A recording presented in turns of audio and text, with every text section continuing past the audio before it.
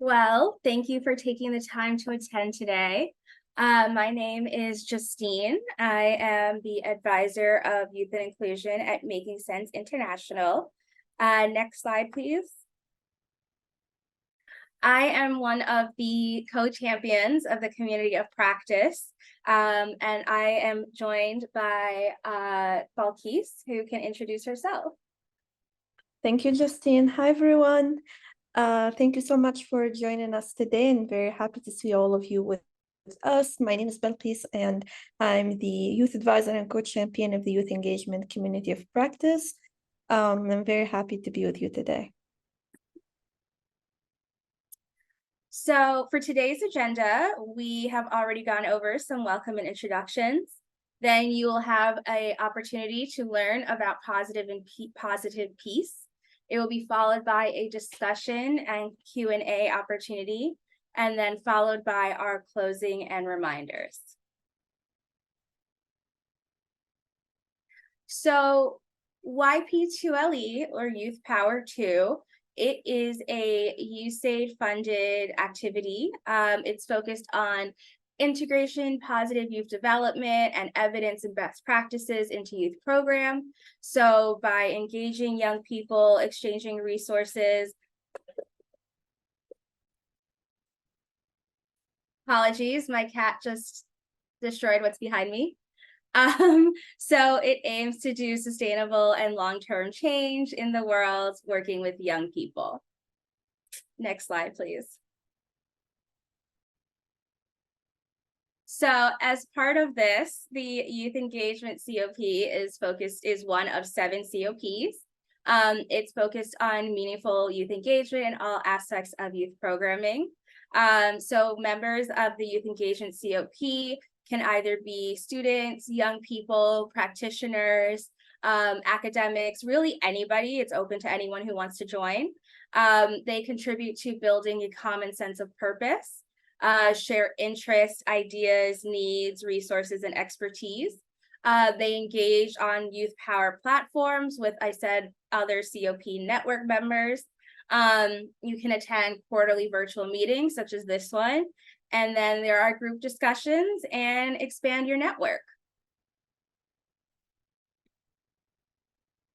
So these are the guiding principles of the COP. This is what the goals of each COP are, in hopes of building a broader network and including more information to empower youth practitioners. Great. So I will turn it over to Balkis. Great, thank you, Justine, for the intro. So like Justine said, today we are joined by wonderful staff from the Institute for Economics and Peace who are going to tell us more about positive peace, its meaning, definition, impact, and benefits. And we'll also share more with all of our attendees today ways on how to become more involved with the IEP. And with that, I'll give the floor to Serge and then to Leah to introduce themselves quickly as our speakers for today. Well, good afternoon from Brussels. My name is Serge Stroobants, and as you can read on the screen, I'm one of the regional directors for the Institute for Economics and Peace based in Europe and responsible for Europe, Middle East, and North Africa region, and more globally for IEP. I'm also the director for security, defense, and intelligence. Thank you. Hi, everybody. I'm Leah. I'm the Director of Partnerships at the Institute for Economics and Peace, and I'm joining from Sydney, Australia this evening here. Morning for you.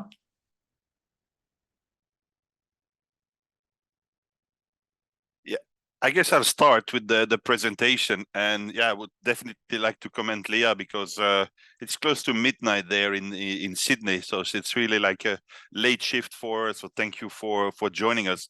And I would also like to highlight that IEP is represented by 3 people today, with our director Southern Africa, Milton, joining us also in the background, and definitely be more than available to answer some specific questions later on during the Q&A.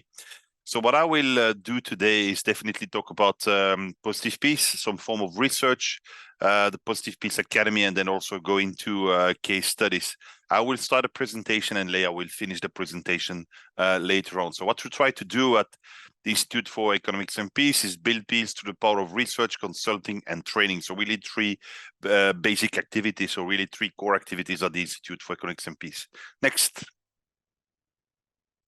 So we measure and quantify peace as an independent, not-for-profit think tank. We try to understand the intersection between business, economics, and peace, and also try to identify all those benefits coming along with a more peaceful situation. And those benefits can be found both in I would say, a more psychological sector, such as benefits in well-being, happiness, really people feeling better in a more peaceful situation. But we also see a variety of very economic and social indicators going up, basically the ESGs going up and levels of resilience going up as soon as the levels of peacefulness go up also. So clear connection there between all those benefits of a more peaceful situation. Next. So we do a lot of research. So definitely this research needs to be independent, needs to be evidence-based. And we see that the amount of information, the amount of data, but also the capacity to process this data and really transform it into reports, into indexes, into very complex indexes is only increasing as we speak. So we do that for basically the work we are producing are for three main audiences. That would be for a general audience. That's why we put a lot of work in translating something which can be very dry and very dull, really statistics, into something which is enjoyable to read. And those are our core indexes that you can see there. So the Global Peace Index, the Positive Peace Index, the Global Terrorism Index, also our ecological threats report. So first of all, a general audience. Second of all, definitely researchers, the academic world, the media, also making sure that it's well picked up by those who use this on the daily basis. And finally, also is to work together with policymakers and decision makers, making sure that those people will develop the right legislation, the right policies, but also make the right decision based on the evidence and the research which we produce. Next. So the questions are for today: what is positive peace? So we will define it. We will also show you the benefits. And later on, we will also go into the details of some case studies, basically the application of the concept of positive peace as an overarching concept in the fields of development, but also in the fields of peace building. Next. So first of all, I would like to talk to you about our Positive Academy. This is an academy that you can attend online. It's free through the use of Google Translate. For every written part of the training, you can definitely access it in your own language. So it's very easy to access, and it will take 1.5 to 2 hours of your time and really train you into the basics of positive peace, of the systemic analysis of peace. So to get there, you just go on our website, Vision of Humanity, as you can see here. You see the tab Peace Academy, almost on the top right. You click on there. Next. Then you will get to the next page, and basically at the bottom of this next page, explaining to you what the Academy is doing and why you should attend it. You can definitely use either to know more about the Institute for Economics and Peace, and I will definitely encourage you to do that also. But if you're interested in taking the Positive Peace Academy, well, get started for free. So definitely click on this blue box down there. Next.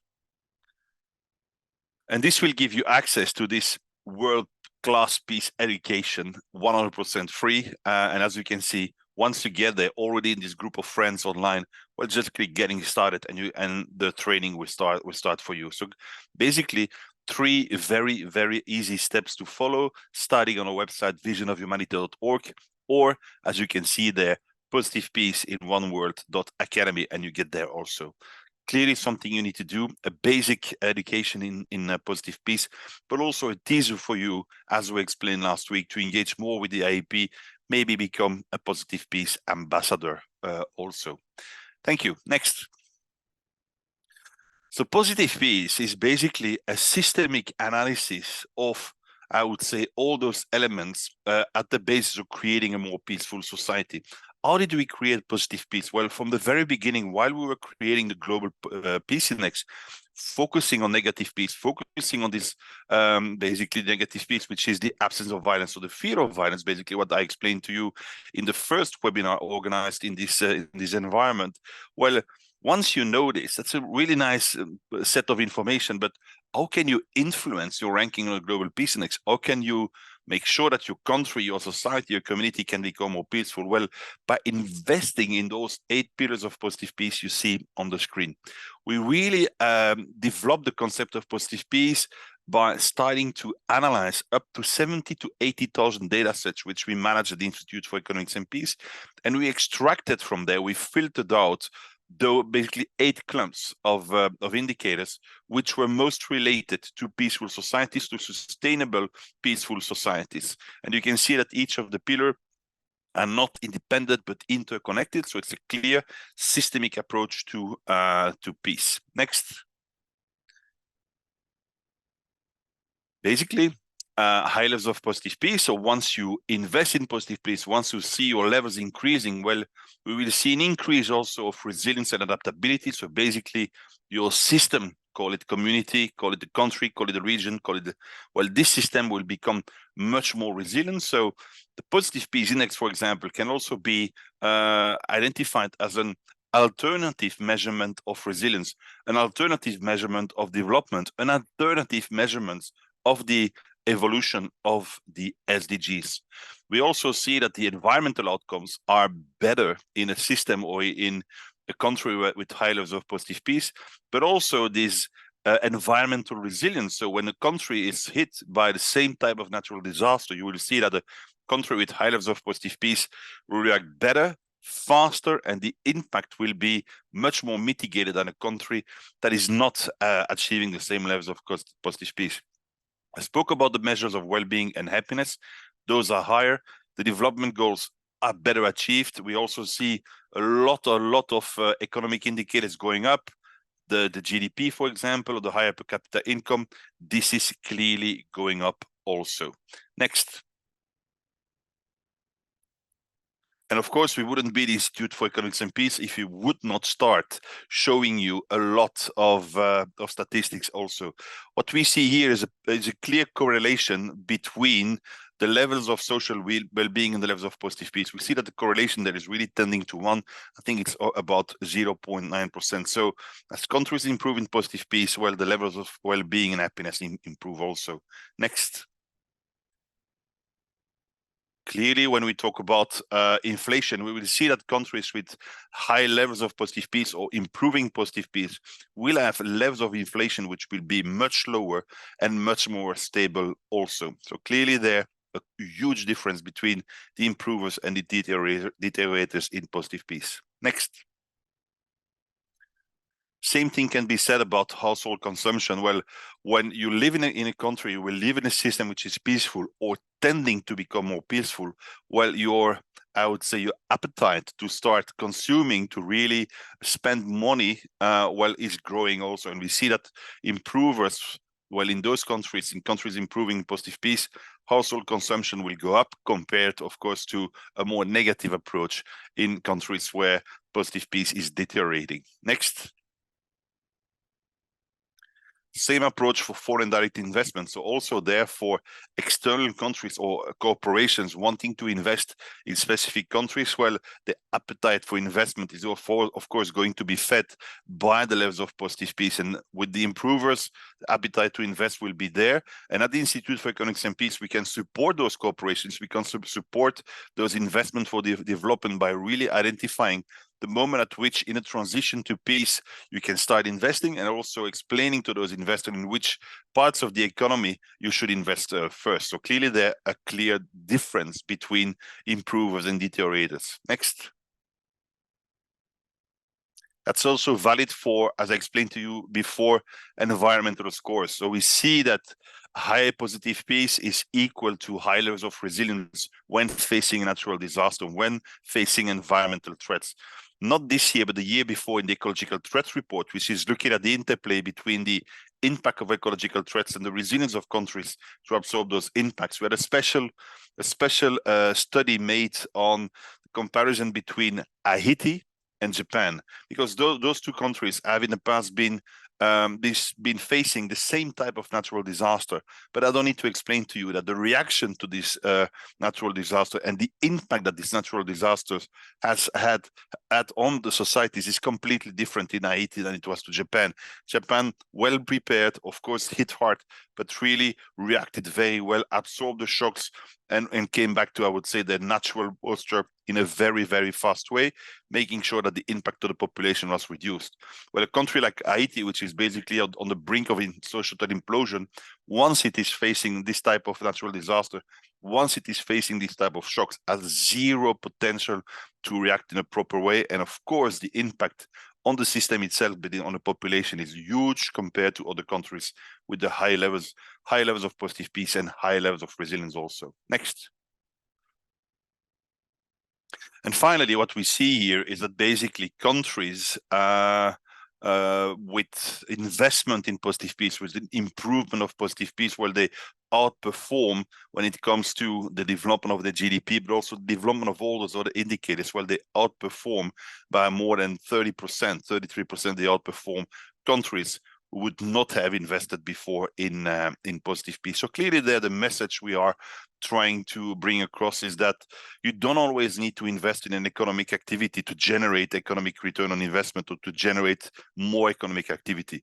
You can also invest in creating a better environment for investment in positive peace to also generate an economic return on investment while investing in better societies, while investing in peace. Next. And I think, Leah, it's your part of the presentation starting now. So to the audience, thank you very much for having listened to me, and I gladly give the floor to Leah for the rest of the presentation. Thank you so much, Serge. So as Serge mentioned, a little bit about positive peace and the data that we have that supports the framework on a country level and how that's reflected in our research. I'll be talking a little bit about how we can take this framework and operationalize it on a local level, how every single person in this call and in all of our communities can take this research and really make a difference on the ground for your community. So we'll be talking a little bit about peace building, and this includes strengthening attitudes, institutions, and structures within our communities together. So when we're talking about the use of positive peace, we're extending beyond conflict sensitivity, which is, creating different programs and projects that don't contribute to conflict as the baseline. And we're really transforming this to projects and programs that can have peace building at the heart of them and have them join into other initiatives as well. Next slide, please. So how we actually went through and created the positive peace pillars, we looked at the Global Peace Index that we had running for a number of years, which looks at negative peace. So this looks at a number of different indicators for countries and ranks them on their levels of peace. And what we found out is that through doing this, people continually were asking us, how do I actually increase my levels of peacefulness? So this snapshot of the past year is really great, but how can I use data and actually turn it into action? And so what our research team did was we all sat together and we looked at data from a number of different years, from decades. So we're talking tens of thousands of different data sets. And we ran it through a strainer to see what are the things that the countries that are performing the highest, what do they have in common? Next slide, please. And next slide as well, please. And so what we discovered is that these 8 pillars are the things that those countries had in common. As Serge mentioned, these have a number of benefits associated with them. So on a country level, when there was strong investment into the 8 pillars, they had higher per capita income, greater levels of resilience, environmental outcomes, higher measures of well-being and happiness overall, and better performance on the SDGs. Next slide, please. And so when it comes down to taking this framework and using it on a local level, I thought I'd bring a couple of case studies in that would help highlight and hopefully inspire you all to use this framework in your work that you already have running. One of the projects that we've been working on is Peace 911, which was carried out in the Philippines. And this was carried out in a neighborhood that had been experiencing various forms of violence, but also other challenges such as hunger, lower levels of education compared to other neighboring areas, as well as insurgency activity.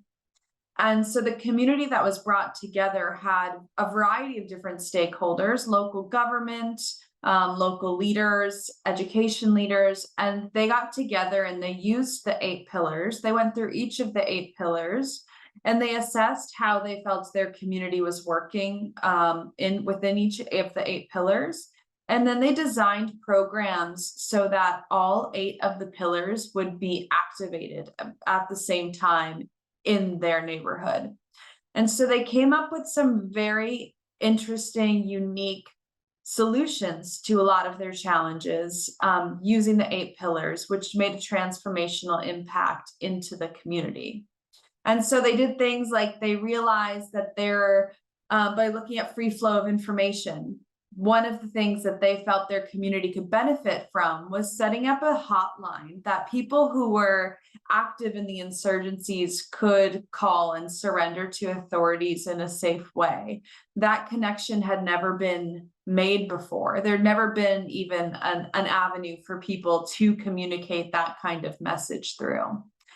They also realized that in response to the hunger and the lack of income in the community, that farming could be one way through that. So they created some farming and gardening techniques for specifically women in that community was the group that they identified as in need.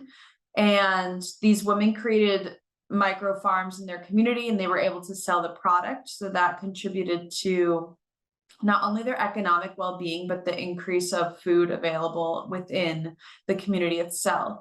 So they went one by one, pillar by pillar, creating all of these solutions to the challenges that they had recognized for themselves.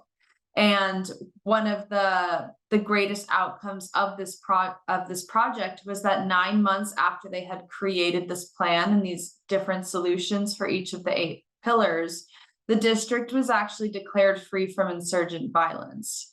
So there's still challenges, of course, but that was a huge outcome for that community that all of these services were able to provide. Next slide, please. Another key case study that really has remarkable outcomes was run by a man named Jude from Uganda. And Jude had been running a program in his community, and his goal was to increase the number of students who were graduating from this local school. So they had very low attendance rates. They had students who weren't scoring well on their tests. If I remember correctly, it was about 30% of students who were passing their grades. And Jude was very passionate about helping these students excel and increase their academic performance. He had been running his trial programs for a number of years, and he was struggling to see success with his literacy programs. And so what he decided to do was to use the positive peace framework to really make his efforts systemic. So he and a number of leaders from the school, again, went pillar by pillar in creating different solutions all around this school system that was able to completely transform how the school operated. And I have a couple of examples on the screen here that really came to fruition once they started doing this whole of system analysis. One example that I really like, it has to do with relations with your neighbors, good relations with your neighbors. And that was one of the reasons why some students weren't doing so well at school, is because they didn't have lunches to bring to school. And so what they were doing was they were going into the neighbors' gardens and taking some of the fruit and vegetables to eat during lunchtime. And this was creating a lot of tension between the students and the neighbors. There was a lot of verbal arguments that were happening. There was, just not a nice atmosphere for these students to be studying in after having that kind of experience.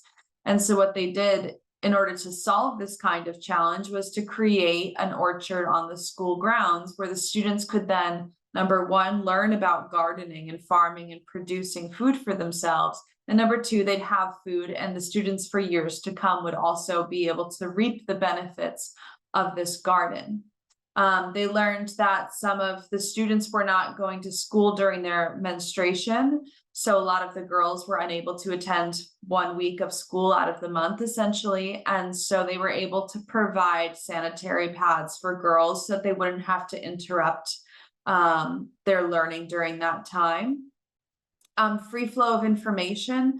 There was not a lot of information being passed around the community during any kind of community events or weather, etc. And so what the school did was that they were able to create a local radio station that would update community members on how the project's going, how the school's developing, etc., to try to increase that level of information that was being shared about the project overall. And next slide, please. And so by taking this systemic view on the challenges, the opportunities, and the solutions for the school, they were able to see really incredible results as to how the school was able to increase the levels of literacy. So again, if you think back to that being conflict sensitive versus actually integrating peace building, they were able to achieve their goal of increasing literacy, which is an education project. And they were able to also make it a peace building project by integrating the 8 pillars into the program itself. And so what we can see is that the enrollment for the school increased dramatically.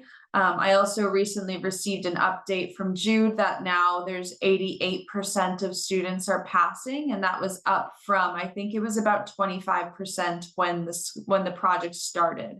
So that's just within a few years, the students were able to dramatically increase not only their enrollment and their attendance in school, but passing their grades as well. And next slide, please. And lastly, just a very quick overview of this project that we had, which had to do with interfaith leaders in Iraq. And I'm also really happy to say that another director is also on this call, and he led this workshop. So if you do have questions on these, please do ask, and he'll be happy to answer. So this was a project that we did together with World Vision, in which the goal here was really just to strengthen the interfaith collaboration within the country. And so we used the 8 pillars of positive peace as a dialogue framework. Raised different leaders to talk about the opportunities that they had as faith leaders within each of the pillars. So for example, for good relations with neighbors, they really stress the importance of connecting with people from the different religious groups. And then they're able to promote the policies that would protect the boundaries between religion, government, and communities, but also strengthen that through having the dialogue with the different communities that had, with the different religious communities that had had different definitions of these things before. The same goes with the acceptance of the rights of others. They saw that interfaith dialogue was a really trusted space for people to come to the table where they were talking about their religious beliefs and being able to pass this on into a discussion on rights as well. Next slide, please. And so in summary of how we use this framework on a community level, there's 4 different ways that we engage with partners all around the world. And as Serge mentioned, I really recommend that you take the Positive Peace Academy. And I also want to let you know that we have an ambassador program that's currently accepting applications up until October 8th. So if you go to our Vision of Humanity website, you'll also find that there. But the ways that we work together with different people on implementing this framework is through 4 main areas. So number 1, we help people design a project. So again, like the Jude case study, that's going through the 8 pillars and seeing how they can strengthen an existing project or create a new project that approaches challenges in a systemic way. The second form that we collaborate on is through policy design. So here we would work with a lot of local government actors or national level policymakers, which really integrates systems thinking into policies. So moving away from those siloed policies and towards increasing the collaboration and cooperation between the areas of 8 pillars that have traditionally been separated. The third way is through promoting dialogue, which was highlighted in the Iraq Interfaith Leaders Workshop. So using the 8 pillars as a framework for discussion, dialogue, creating shared definitions on the 8 pillars, on the challenges and on the strengths that the community has, so that different groups can begin to design a shared approach and a shared vision for their future. And then the last way that we often engage with the framework is through train the trainers. So with this, we do extensive workshops with different groups where they can fully understand the framework, the data behind it, how to implement the framework. And then the goal there is that they can go on to also train other groups in the future. Next slide, please.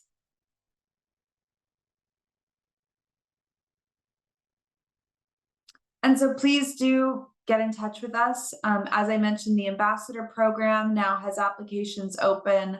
Our Positive Peace Academy is available at any time for anyone to take. And we also engage in strategic partnerships with people all over the world. So really happy to take your questions, and I look forward to chatting with you. Thanks. Thank you very much, Leah, for finishing the presentation. And I would like to just take the opportunity now to also present to audience or director Southern Africa, Milton, who has an extensive experience in providing positive peace workshops. And maybe Milton, if you could shortly present yourself and also share a few experiences you had teaching positive peace all over Africa and other parts of the world. Thank you very much, Serge, and thank you, colleagues, for convening this meeting and joining it as well. I think the first thing that I would like to kick off by saying, from my experience holding workshops and training on non-positive peace, is that it fosters a sense of ownership, which is key. When you look at the 8 pillars, one of the main things that we would like us to leave you thinking is, these pillars belong to me. This peace thing is not something that's out there that other people are working on. I can contribute towards it. So when you look at a well-functioning government, you look at not just how the government can do things, but you can think about how I can influence the actions of government, how I can apply principles of leadership, whether it's something as simple as a football club. That is a form of governance, if you'd like to look at it that way. So that's something that we would like to emphasize at the moment, that ownership is a key part of the 8 pillars of positive peace and how they can be applied. The next thing I think that would be interesting to point out is that the 8 pillars of peace are very adaptive and contextual. So you'll find that a well-functioning government in one community, for example, a rural area with strong religious ties, is different from a well-functioning government in an urban area with more secular communities. So the positive peace framework allows for this change and these differences, where you can look at each of the 8 pillars and say, what is it about, for example, free flow of information? To use the example I pointed out of rural areas, free flow of information might be something as simple as a notice board or a crier who travels on a bicycle from household to household spreading the message. And in other contexts, it's about the social media spaces, your LinkedIn, your Instagrams, your Facebook, your X's, and so on. So again, that's another thing about the 8 pillars of positive peace. It's very contextual and adaptive, and it's something that I've seen in Botswana, where I've been to Iraq as well, East and West Africa, Nigeria, Ghana. You will see that the 8 pillars are all there, but they look slightly different. But they will be applied, and they can result in and will result in positive outcomes at a community level. The next thing that just to build on the point that Leah made about policy, is that they can be applied to test policy coherence. Systems thinking, I think, is inherent in the 8 pillars of peace. So if you look at all the 8 pillars, you can lay out, for example, for youth, for women, for persons with disability, and say in each of these pillars, what are the policies, what are the policy actions, the policy recommendations that exist, and do they speak well to each other? And that's something else that I think has been a very useful outcome from some of the training that we've done in the region. And then lastly, I think I mentioned this, or might have touched on it before, but the 8 pillars of peace emphasize practical actions and practical outcomes that are relevant to your particular context. So, for example, we were speaking to some young people in Nairobi a few months ago, and then one of them said that I will support a well-functioning government by paying my taxes and picking up litter from the floor. And then you ask them, how does that help the government? And then they said, by picking up papers, it means that the person that has to sweep up the garbage that the government employed is not wasting their efforts. If this is something that a lot of us can do, it means that that person is not overstretched. And if we're paying our taxes, it means that we are contributing towards service delivery, because the government can pay for the things it needs to pay for on time. So this is something else that I think would like to emphasize about that. I think I'll leave it there for now, and I will take questions. Excellent. Thank you very much, Milton. And I give the floor back to the organizers to lead us through the discussion. Thank you so much. Thank you so much for all of that. That was incredible information, and it seems like we already have some great questions in the chat. So I'm just scrolling back through them.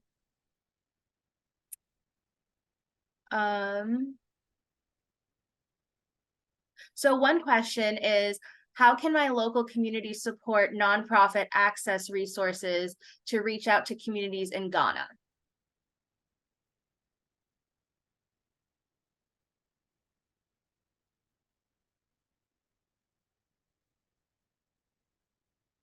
Who would like to take this question? Would like to go first, Milton, on this one?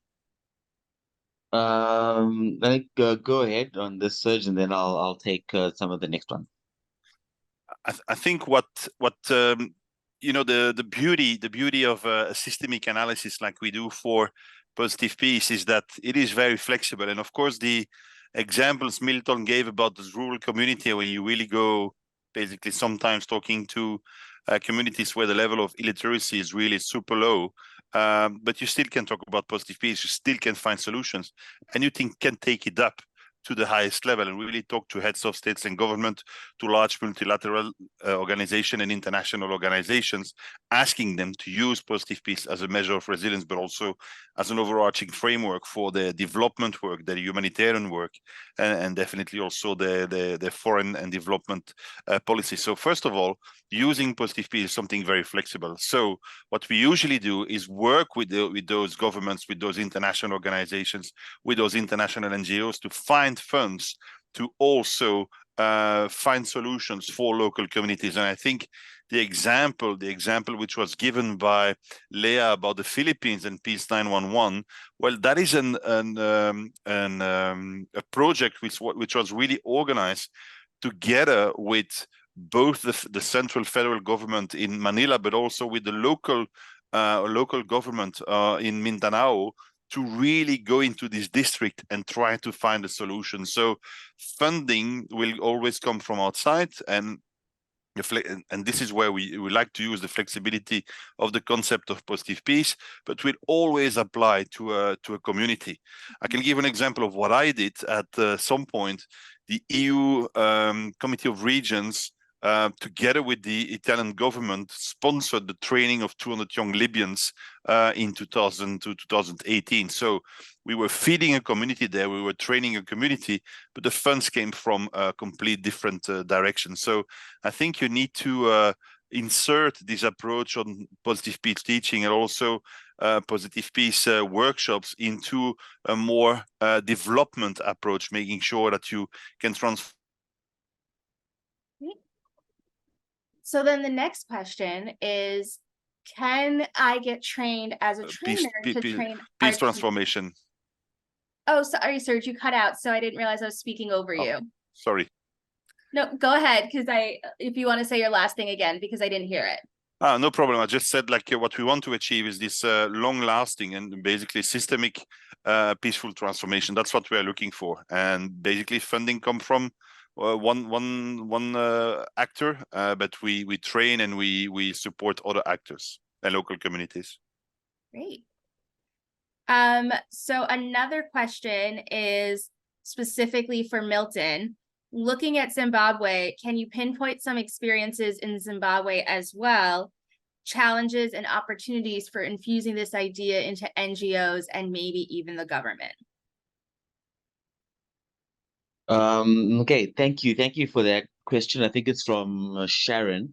I'll begin by just adding to the answer that Serge just gave on the previous question and say I think an important element is using the 8 pillars of peace helps you articulate whatever the goals of the partner you'd like to engage or work with in a way that shows its more wide-ranging impact. So it's not just about WASH or youth inclusion or gender or governance. It is also ultimately about peace, and it'll have an impact on all these eight pillars. And another thing is, and you can also use the 8 pillars of peace to expand the network or the pool of stakeholders you can bring to the table, which is something that usually in the past hasn't been common for peace building work. So you can point to a pillar, for example, like business, well-functioning government, and say, okay, players from the private sector, your banks, your companies, you can also come in and contribute and support these efforts in the different ways, whether it's financially, whether it's technically, or in other ways. So to speak to your questions, Sharon, more directly, we have actually done a bit of work in Zimbabwe, partners like the Ministry of Gender, Ministry of Finance, Ministry of Youth, ECLFZ, which is Church Leaders Forum, AULIN, which is Women's Leadership Network, led by the UN Women, and many other partners. And I think the first thing that I would like to say is Zimbabwe is a politically charged and sensitive environment where sometimes saying the word peace can seem as though it's a loaded agenda. So again, another key feature of positive peace, which makes it work so well, is that this is not an exercise in finger pointing. It's an exercise in solution building where everyone comes to play their part. So I think that's an important aspect of it that speaks to a unique challenge that comes from working in Zimbabwe. People are coming together and say, okay, in these 8 pillars, what are the gaps that are there? Who are the stakeholders we can work with? What are the actions that we can take? And then it becomes less of an acrimonious fight about, all the other things that can muddy the development space. It becomes about building positive peace in a way that results in outcomes that people can feel in their day-to-day lives. So yeah, I think that would be my response to that. Great. The next question is, how can we integrate our peace club to the system, thinking at the angle of meditation as a tool of peace in, peace out? I think that says mediation. But Elvis, thank you. You can tell where my mind is. And perhaps that's part of the answer as well. Where meditation is definitely a key element and in building inner peace and peace in a broader sense. So I start I can- every I one think- of my workshops with meditation, so that's where I got that from. I can start on this one, and maybe Leah, you can also jump in the answer. I mean, we are at the moment from out of the office in Brussels here, we are having these different discussions with other partners, really focusing on mediation, negotiation, and eventually also what we would call the peace leadership. So when we talk about training people in positive peace, we basically train them in accepting a new framework, a new way of looking at peace, and a new way of looking at the development of their society towards a more peaceful society. So basically, there is an element of change there. There's an element of acceptance of something new. And the thing that we're analyzing, and this is done with an organization called Mediation Northern Ireland, really those actors in Northern Ireland trying to bring both communities together.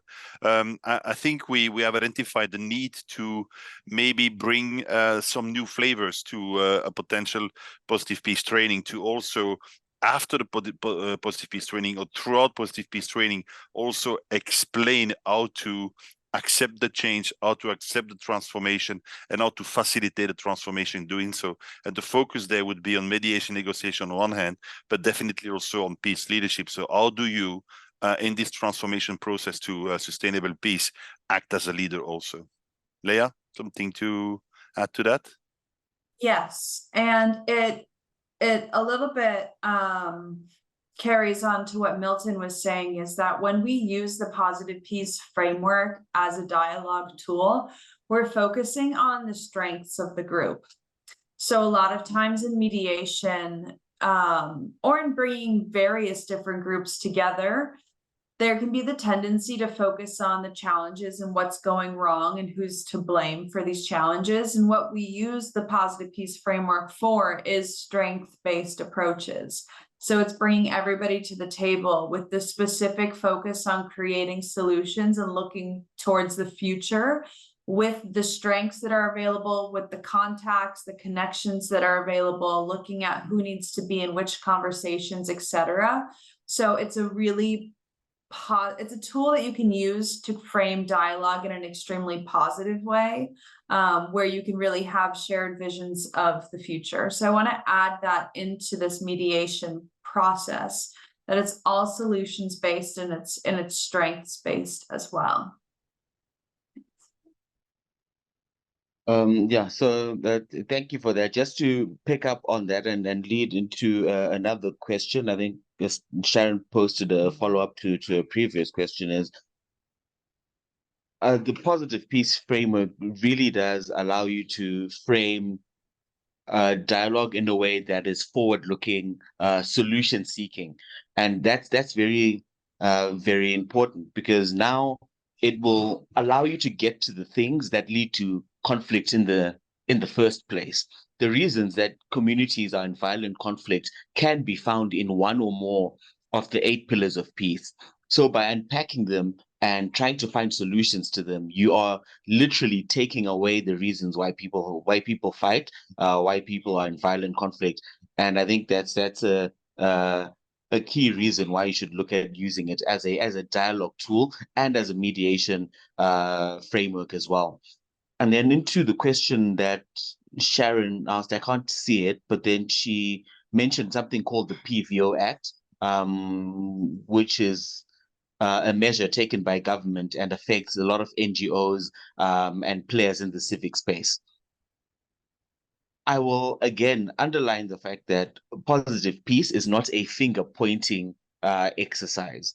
It is not a combative thing that comes in to say, you are like this, you are like that, you are wrong, you are right. It seeks solutions for the community in question around the 8 pillars of peace. Who are the stakeholders? What role can they play? There are very few people who you can approach, even when you're looking at government, who will say to you, these aren't things that we want. When you're looking at a well-functioning government, you're talking about service delivery, you're talking about good policies, you're talking about the involvement of people in government at local and central levels. These are things that even if you take to government wants and agrees with them. They're in the SDGs, they're in DS1. and so on. So that I think is an important thing. And the second thing is it is a data-driven framework, and evidence-based programming is a good place to start when you find there might be other challenges, because this becomes the basis or the foundation from which you're working from. You're not working from a position where you're saying regime change or whatever else you might be suspected of doing. You're working on the evidence of what builds and sustains a peaceful and prosperous community and country. So I think that's also something that would help you operate in that sort of environment. So thank you. And thank you for all of that. As we move over to wrap up our webinar, I want to see if we have time for one more quick question about, as a non-actor, what is your contribution to peace and sustenance in the global South with the actors? So if we just end on that question quickly, and then we can move on with the rest of our webinar's wrap up.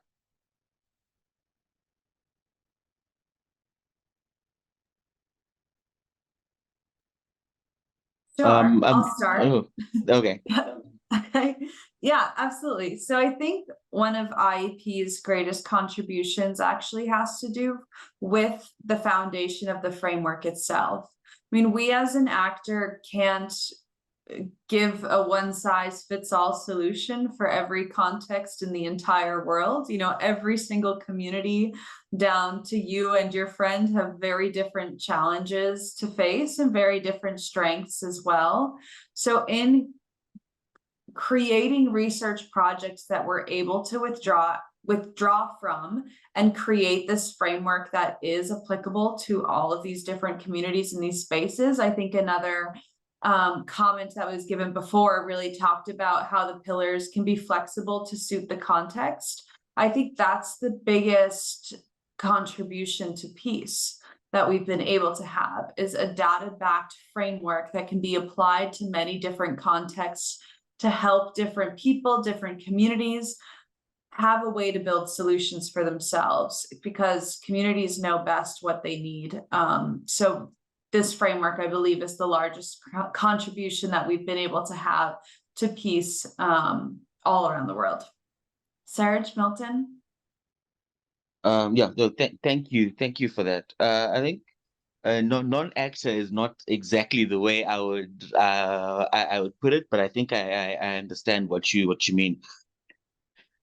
A key contribution is the way we measure peace through our reports: the Global Peace Index, the Global Terror Index, Ecological Threat Report, costs of violence, and so on. These are key tools, I think, in the fight against peace. The ability to count and say you are more or less peaceful in an empirical, fair, unbiased way for all the countries of the world, I think is extremely valuable. And I think it's something that we are very proud to have been able to do as the IEP. And then secondly, our contribution through the framework, as Leah said, in training, in weaving it into program and policy work, weaving it into dialogues, helping people see that there is no such thing as a small action when it comes to building peace. I think for all of us in our work, one moment you can be in Okavango speaking to 10 persons with disability under a tree where there's no cell phone network, and then the next you're in Addis Ababa at a high-level meeting with ministers and prime ministers talking to governance frameworks. So the value of this positive peace framework, the value of data for peace building and development, I think is something that we are really proud to be contributing, especially in the global South, where I know there's always a lot of talk that we don't get a fair shake when we're being looked at by the global North. So that's I think my response to that. Great question. Thank you. And thank you so much for the question. I would just add that, especially when it comes to the global South and the reality over there, it's no more excuses. We measure and quantify it. So you cannot get away with bad policies anymore, because the evidence is there. Just to frame an example around that, I think 5-6 months ago, I was in a peace conference here in Europe, in Bologna, in Italy, and somebody was kind of thanking the European Union for 150 million invested in his country, somewhere in the Horn of Africa.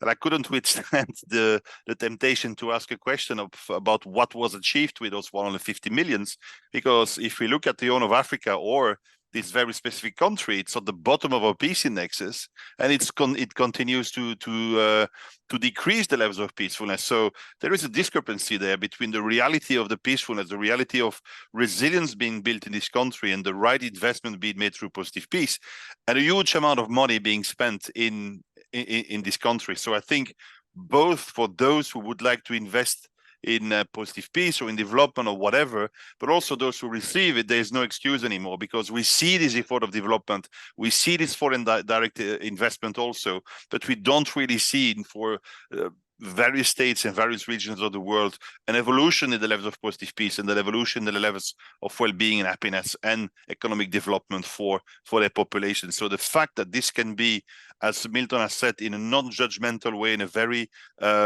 independent way, be measured, I think that's also key to good policy.